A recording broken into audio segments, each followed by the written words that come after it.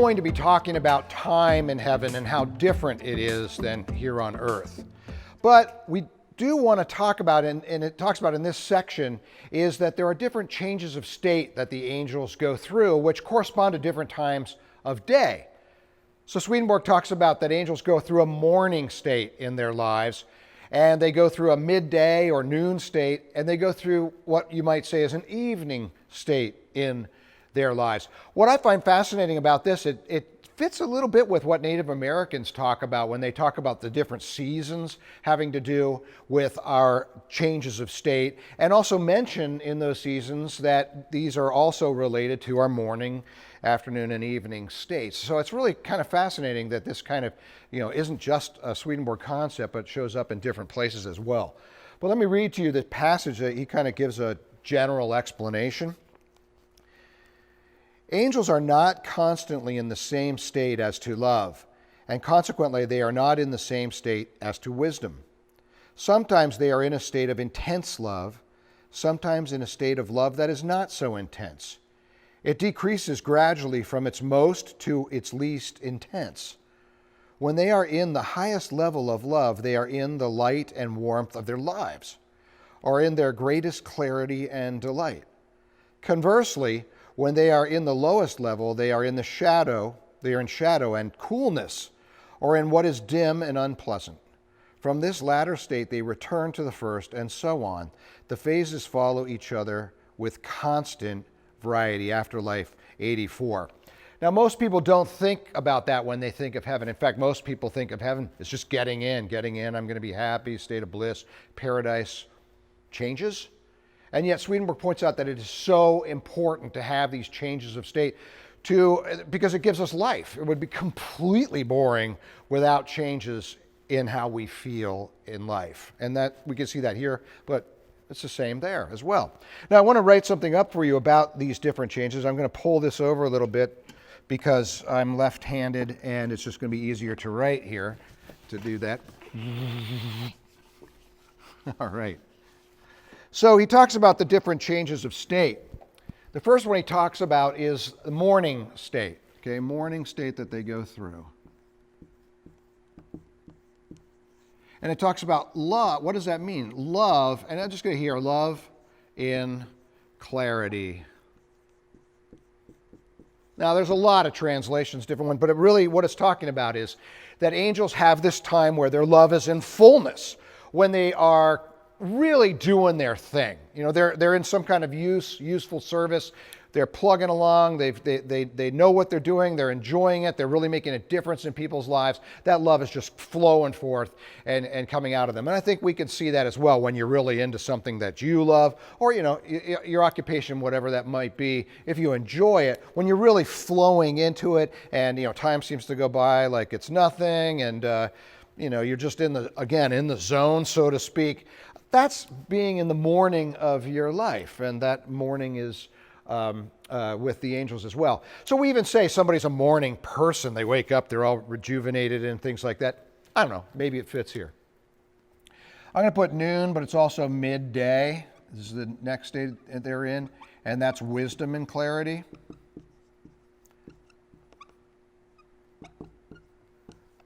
And so what this means, or what I gather that this means, is in this first state, it's really about love and it's very strong. Maybe there's a lot of passion in what they're doing.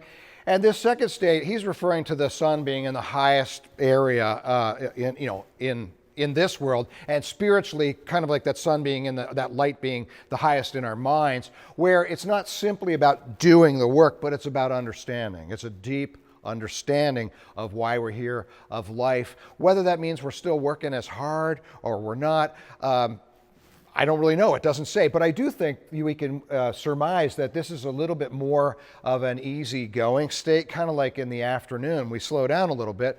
It's more reflective, I think. That would make wisdom more in clarity, to have a time where we're not just going really at it, but stepping back a little bit. We're still at work, so to speak, but we're thinking about life. We're reflecting on it, and we're understanding some things that maybe are very important as we grow. Now, the last one he talks about is evening, and it's interesting. Angels have an evening state. Okay, so I hope I spelled that right. And that's love in what he said is dimness. That's one translation. Another translation is obscurity. I kind of like that better. Obscurity. Things are a little bit obscure. Now, what's interesting is he says, yeah, there are evening states that angels go through when they don't get it completely. It's a little bit of a downtime. Now, why isn't it called night? I just want to say, night, there is no night for the angels in the sense of what it means. Nighttime, he says, represents hell. You know, the darkness of night. Our minds are in darkness. And so they don't go through this state of night. But that might bother some people. Like, well, wait a minute, do they sleep? Does it get dark? Things like that. And I think what Swedenborg says is everything that we may think of as what we need at night is incorporated into what he calls their evening state. In other words, it's a time of rest. Sure, I think they're probably having a time where they can sleep in some way or another and get that rest that they need and rejuvenate. But really what this is talking about, it's interesting, is a time where maybe they're a little bit more introverted. And maybe it's like you think about going into your home, getting away from it all for a little bit of time. Maybe sitting down, I don't know. Here in this world, we might sit down, watch a little TV and buzz out or whatever. But angels need that time to kind of like chill. They're not, and it may be that, I need to take it easy a little bit, today, right now. And think about, isn't that just human nature? We can't be on all the time, but, and think about for angels to have this evening state really helps them to rejuvenate, to come back to really being on their game. So it makes sense to me that there are these different states of life for the angels, and they change and they move and they continue to cycle through the angels' quote-unquote day. Now, Swedenborg even says why. It tells us why they go through this state. And he says, three reasons, really. He says, if they didn't go through these changes of state, the love and wisdom they have within themselves would pall. It would get boring. It would feel like it was dying inside because, because you can't always just be manic about everything all the time. After a while, you could see it would just like, I just need to take a break, or I need things to change a little bit. It would get boring very quickly for us. And then he also says, secondly, he says, angels, now this is an interesting concept. He says, angels still have a love for themselves.